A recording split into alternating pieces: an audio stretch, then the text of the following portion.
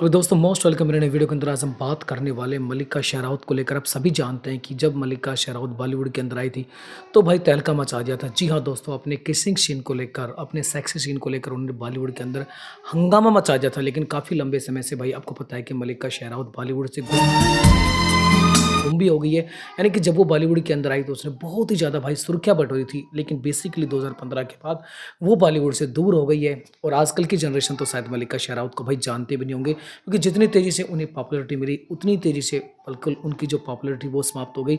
तो बेसिकली हम आपको आज बात करने वाले हैं भाई मल्लिका शेरावत को लेकर। आप सभी जानते हैं कि मल्लिका शेरावत बेसिकली हरियाणा के रोहतक से संबंध रखती थी और उनका जाट परिवार के अंदर बेसिकली जन्म हुआ था और परंपरागत ट्रेडिशनल इनका परिवार था। और मल्लिका शेरावत शुरू से ही एक प्रकार से मूवीज़ के अंदर काम करना चाहती थी, इंडस्ट्रीज़ के अंदर काम करना चाहती थी, बट इनका परिवार हरियाणा के जाट समुदाय से संबंध रखता था और जहाँ परंपरागत परिवार माना जाता है।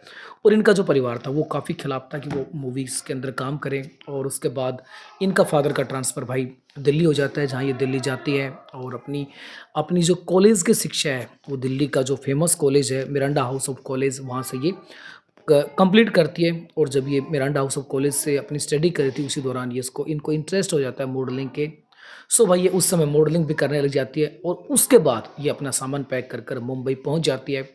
जैसे मुंबई पहुंचती है तो इनका अलग काम करता है, वहाँ इनको शाहरुख खान और अमिताभ बच्चन के साथ दोस्तों विज्ञापन ऐड के अंदर काम करने का भी मौका मिल जाता है। ये भी इनके साथ अच्छा हुआ कि जहाँ लोग तरसते हैं एक बड़े स्टार के साथ काम करने के लिए, बट इन्हें स्टार्टिंग में अमिताभ बच्चन और शाहरुख खान के साथ ऐड करने के लिए पहली बार काम मिल जाता है। लंबे संघर्ष के बाद में इन्हें पहली ही फिल्म मिलती है जीना सिर्फ तेरे लिए। बेसिकली ये फिल्म इनको मिलती है, लेकिन इस फिल्म से भाई मल्लिका को सक्सेस सफलता बेसिकली नहीं मिलती है। 2003 के अंदर एक फिल्म और आती है, ख्वाहिश फिल्म आती है। बेसिकली इस फिल्म की चर्चा थी कि इस फिल्म ने भाई मल्लिका शेरावत ने 17 किसिंग सीन दिए हैं। समझ सकते हैं 17 के सिंग सीन है।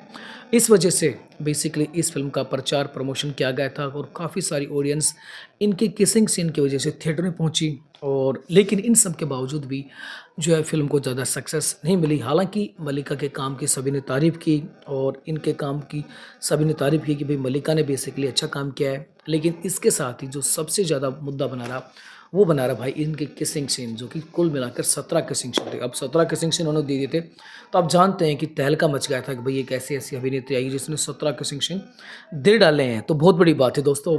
उसके बाद 2004 के अंदर इनकी फिल्म एक और आती है द मर्डर, जिसको भाई प्रोड्यूस किया था, आप सभी जानते हैं कि महेश भट्ट ने इनको प्रोड्यूस किया था। अनुराग बसु ने इस फिल्म को डायरेक्ट किया था और ये भी एक रोमांटिक फिल्म थी। और ये वो फिल्म थी बेसिकली जिससे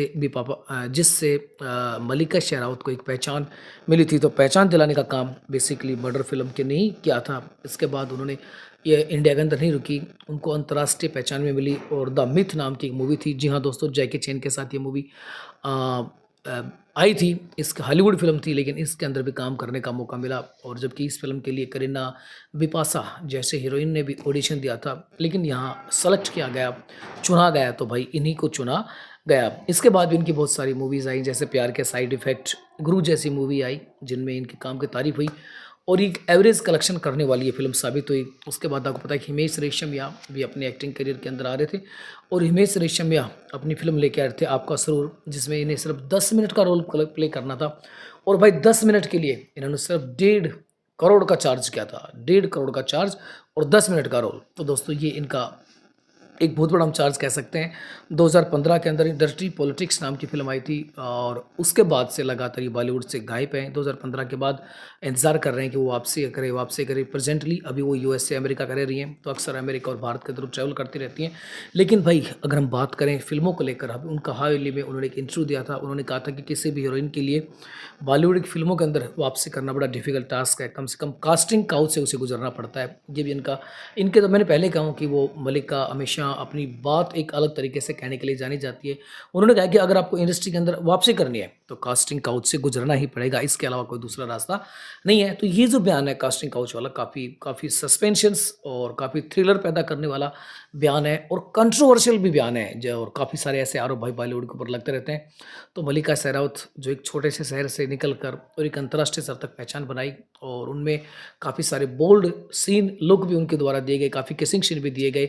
बाकी आपने अगर मल्लिका की कोई फ़िल्म देखी है तो आप क्या सोचते हैं? और कैसी लगी उनकी बायोग्राफ़ी और बेसिकली क्या आपने कोई उनकी मूवी देखी है? अगर देखी है तो कैसी एक्टिंग करती हैं? या वो ज़्यादा हॉट सीन दिखाती हैं या ज़्यादा सेक्सी अवतार दिखाती हैं? क्या सोचेंगे? जल्दी लिखिए कमेंट बॉक्स में।